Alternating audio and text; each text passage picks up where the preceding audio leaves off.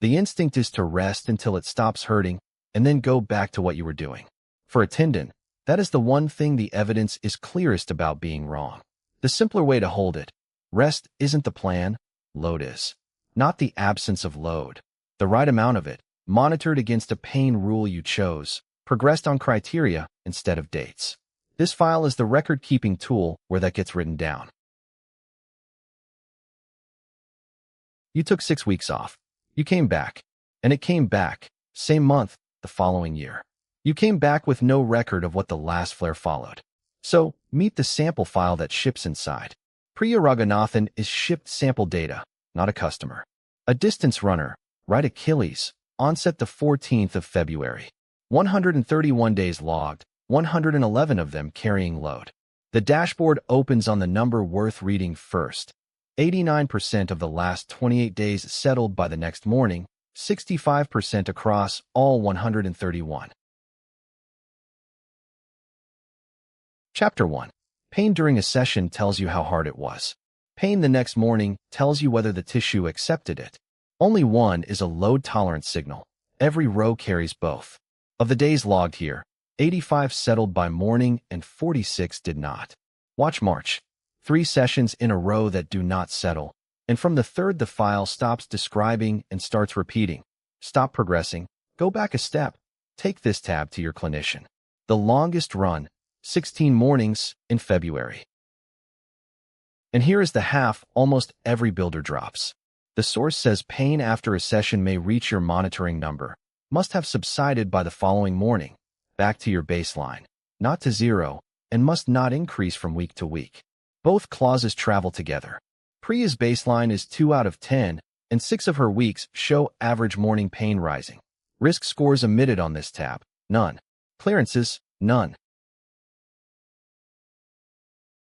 Chapter 2. One source says keep pain under 3 out of 10. Another says 5 out of 10 is fine. Both numbers are published. Not the same number. 5 comes from a randomized trial in Achilles tendinopathy, and it means nothing without the next morning clause and the week-to-week clause attached. 3 is a stage progression criterion for a different tendon, the patellar, and the current Achilles practice guideline declines to give a number at all. So the file makes it a choice, not an assertion. You pick the model. The workbook never averages the two. Chapter 3.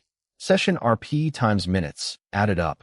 1,007 in the last 7 days, against an average week of 901, a ratio of 1.12.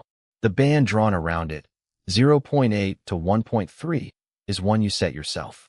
The peak in this log is 1.57. It is printed, it is plotted, and deliberately not turned red.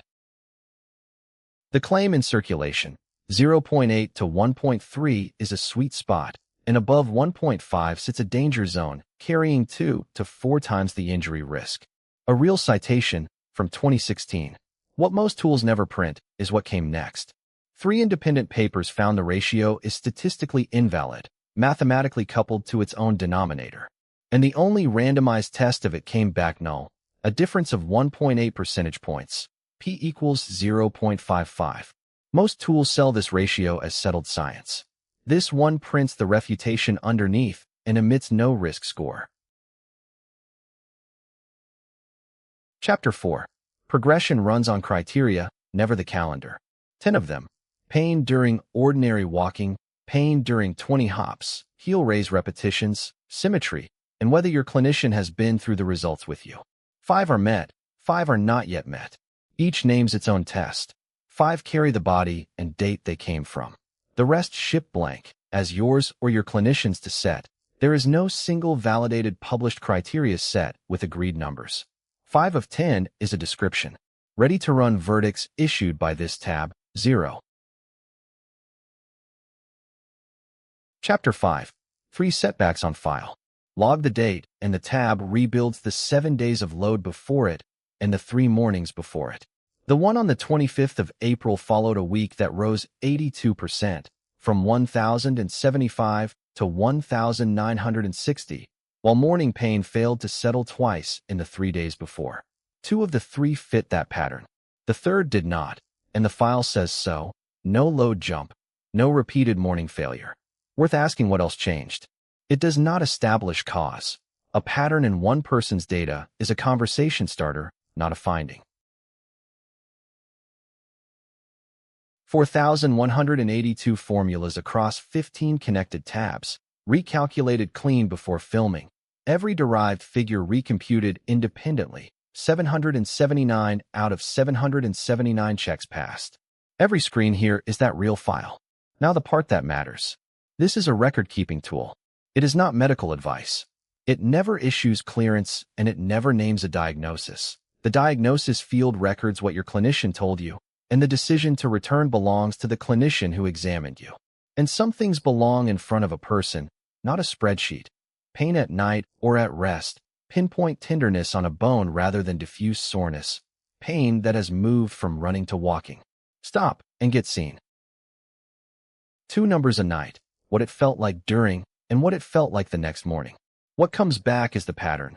Which weeks rose, which sessions did not settle, and what the week before the last flare looked like. The command center is $24.97, one-time, free lifetime updates, Excel and Google Sheets. The next one starts the same way. This time you'll see it. Link in the description.